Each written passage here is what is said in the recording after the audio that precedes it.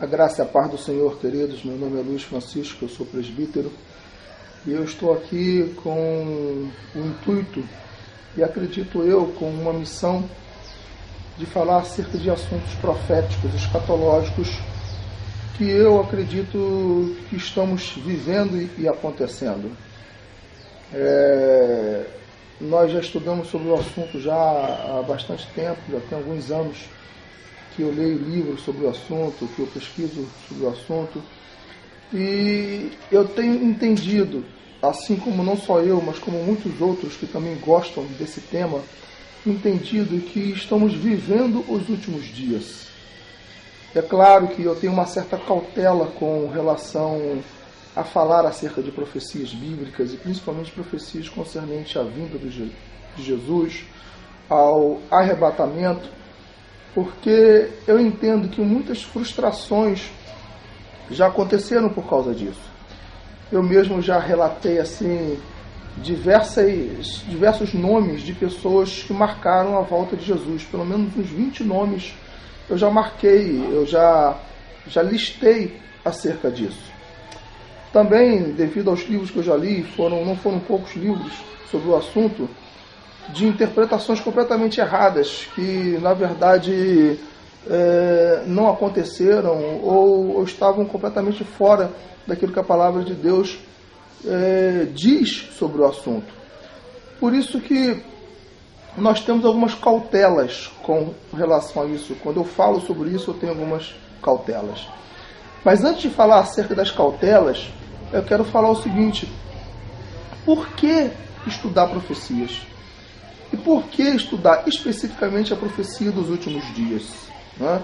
Que fala acerca do advento do Messias, que fala acerca de guerras, rumores de guerra, a profecia de Ezequiel, Gog, Magog.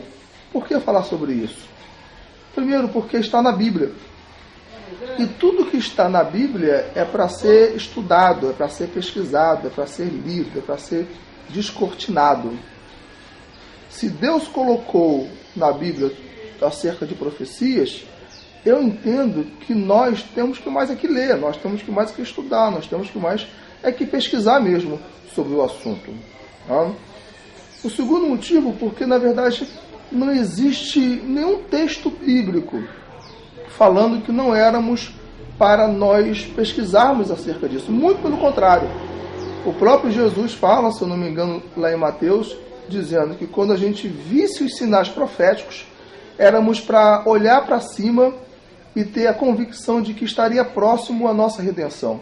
Ora, como que nós iremos saber se Jesus está próximo ou não, se não estudarmos as profecias e se não começarmos a ver a questão dos sinais proféticos, né? E por causa de muitos erros, de muita coisa errada que se escreveu sobre o assunto, que se falou sobre o assunto, existem pastores, existem crentes, membros de igrejas e até mesmo teólogos dizendo e pregando que o mais importante não é querer saber se o fim do mundo vai ser amanhã ou depois, ou se Jesus vai voltar amanhã ou depois. O mais importante é buscar a santidade, sem a qual ninguém verá o Senhor. Isso é uma verdade. Eu costumo dizer que uma verdade não anula outra verdade. Ou seja, o fato de ser muito mais importante a questão da conduta moral, da vida cristã, do testemunho, da santidade, embora seja isso muito importante, essa importância não anula, em hipótese nenhuma, a questão das profecias bíblicas e de que temos que estudá-la na medida que for possível. Eu particularmente vejo textos diversos na palavra nos incentivando a isso, né? Daniel, por exemplo, quando descobriu lá que estava terminando as 70 semanas, né, os 70 anos de cativeiro, ele descobriu estudando acerca disso, né? Apocalipse, por exemplo, vai dizer que o testemunho de Jesus é o espírito da profecia. Então é uma coisa que nós temos que realmente pesquisar mesmo, nós temos que estudar mesmo, né? Uma outra cautela, uma outra coisa que eu quero falar é o seguinte: muitos livros, ou se não a maioria dos livros que eu já li acerca disso, quando falam acerca de profecias que ainda não se cumpriram e que se formam teses sobre isso, eles colocam muito na posição do radical, ou seja, vai ser isso que vai acontecer e ponto final. Eu já li dezenas de interpretações acerca do número 666 e que na verdade não se cumpriu nenhuma delas, né? Eu já li livros, por exemplo, que falavam que a Rússia iria invadir Israel há algumas dezenas de anos atrás e que não se cumpriu, e com isso fez com que muitos ficassem frustrados. Mas eu pergunto, frustração pode anular a palavra de Deus? Não. A palavra de Deus vai continuar sendo palavra dele. De maneiras que eu adquiri umas cautelas. E qual é a cautela? Tudo aquilo que se refere ao que vai acontecer, o que ainda não aconteceu, o máximo que eu posso fazer é colocar no campo da hipótese. Muita coisa que eu vou falar aqui, por exemplo, eu não vou falar, vai ser isso que vai acontecer. Eu vou dizer, é bem provável que seja isso, porque tudo indica que vai ser isso. Por exemplo, eu acredito que provavelmente o anticristo vai ser um homossexual. Provavelmente. Por quê?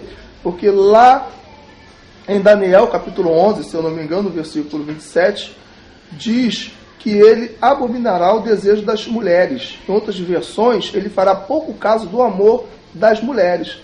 Então pode ser que o anticristo seja um homossexual. Mas também pode ser que o anticristo seja um padre, um papa. Porque, na verdade, papa não se casam. Eles praticam o celibato. Mas qual é a pequena palestra de hoje que nós queremos falar? Eu quero ver se eu consigo destrinchar isso em 3 vídeos, aproximadamente, em cerca de 20 a 25 minutos cada. Primeira coisa que nós iremos falar é acerca do princípio das dores, que está em Mateus capítulo 24. Vamos abrir aqui a Bíblia, em Mateus capítulo 24, e o Messias diz assim: e quando Jesus ia saindo do templo, aproximaram-se dele os seus discípulos para lhe mostrarem a estrutura do templo. Jesus, porém, lhes disse: não vedes tudo isto? Em verdade vos digo que não ficará aqui pedra sobre pedra que não seja derribada.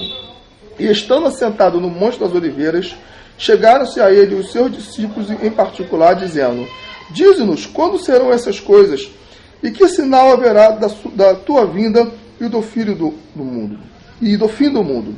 E Jesus respondeu, disse-lhes: acautelai-vos, que ninguém vos engane, porque muitos virão em meu nome, dizendo: eu sou o Cristo, e enganarão a muitos.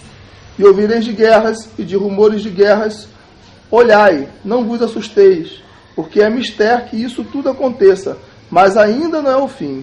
Porquanto se levantará nação contra nação, e reino contra reino, e haverá fomes e pestes e terremotos em vários lugares. Mas todas essas coisas são princípio de dores.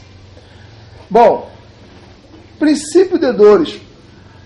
No original, esse termo princípio de dores, ele fala que são dores de parto. E o que significa dores de parto?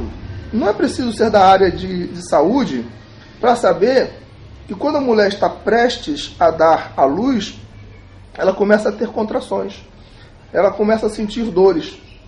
E o mais interessante é que essas dores são dores espaçadas uma da outra. No começo, ela vem lenta, ela vem devagar, e aí depois vai crescendo, vai crescendo, vai crescendo. Para um pouco, aí depois de 20, 30 minutos retorna. Segundo estudos, no momento que está entre uma contração e outra, a mulher não sente dor nenhuma. É como se a dor não voltasse mais, mas de repente ela começa a vir.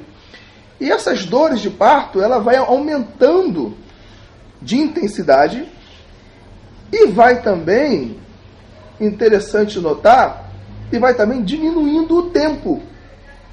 Ela vai aumentando de intensidade e vai diminuindo o tempo. Então, se era de 30 em 30 minutos, passa a ser de 20 em 20, 15 em 15, de 10 em 10, de 5 em 5, até que chega um momento em que ela é quase uma em cima da outra, ou seja, a criança já está perto de dar à luz. E é mais interessante ainda que Jesus usou a questão das dores de parto para falar acerca dos últimos dias e dos sinais proféticos que iriam acontecer antes do arrebatamento e da sua volta. E por que isso? Porque, na verdade, ele sabia que esses sinais iriam vir gradativamente. Iam vir de uma forma quase que imperceptível. Um terremoto aqui, uma tsunami ali, uma fome aqui, outra ali. No decorrer dos anos, dos séculos, das décadas, esses sinais iam começar a acontecer, mas pouquíssima gente ou quase ninguém iria perceber. Só iriam começar a perceber quando eles iam ficando cada vez mais intensos. E a intensidade dele iria aumentar cada vez mais. Por exemplo, hoje os estudiosos falam de maneira enfática que terremotos existem todos os dias. Terremotos acontecem todos os momentos. Mas, de 10 anos para cá, a intensidade dos terremotos aumentou muito. A quantidade continua a mesma, em torno de 5.000 tremores por dia. Mas os terremotos, a intensidade dele aumentou para 6 graus na escala, para 7, para 8. Antigamente, a cada 10 anos, se acontecia um terremoto acima de 7 graus. Hoje em dia, a cada 2 anos, a cada 3 anos. Então, nós entendemos e podemos falar que o princípio das dores, dentro da minha visão, já estamos na última fase dela. Podemos dividir a fase do princípio das dores em 3. Primeira fase, a mais lenta, lá uma vez ou outra. A segunda fase, um pouquinho mais intensa. E a terceira fase, mais intensa e uma em cima da outra. A gente pode ver pelas enchentes, pelas catástrofes, pelos terremotos, enfim, por uma série de situações que comprovam que nós estamos no princípio das dores. Mas em contrapartida, existe também uma outra profecia que fala que vai acontecer acerca do fim dos tempos, que eu acredito que o cenário está montado, que é a crise no Oriente Médio, mais especificamente com relação à Síria. Eu tenho acompanhado isso de perto e tenho lido isso todos os dias, buscando informação. E para mim, que sou um pouco estudioso sobre o assunto, eu vejo claramente que o cenário já está montado. Quando a gente lê Ezequiel 38, e eu estou quase terminando essa parte, mais adiante você vai entender por que eu acredito que nós já estamos nesse cenário da guerra de Gog e Magog. Ezequiel, capítulo 38, diz assim: Veio a mim esta palavra do Senhor, filho do homem. Vire o rosto contra Gog, da terra de Magog, o príncipe maior de Meseque e de Tubal. Profetize contra ele e diga: assim diz o soberano, o Senhor: estou contra você, ó Gog, príncipe maior de Meseque e de Tubal. Farei você girar, porei anzóis em seu queixo e o farei sair com todo o seu exército, seus cavalos, seus cavaleiros totalmente armados e uma grande multidão com escudos grandes e pequenos, todos eles brandindo suas espadas. A Pérsia, a Etiópia e a Líbia estarão com eles todos com escudos e capacetes. Gomer, com todas as suas tropas.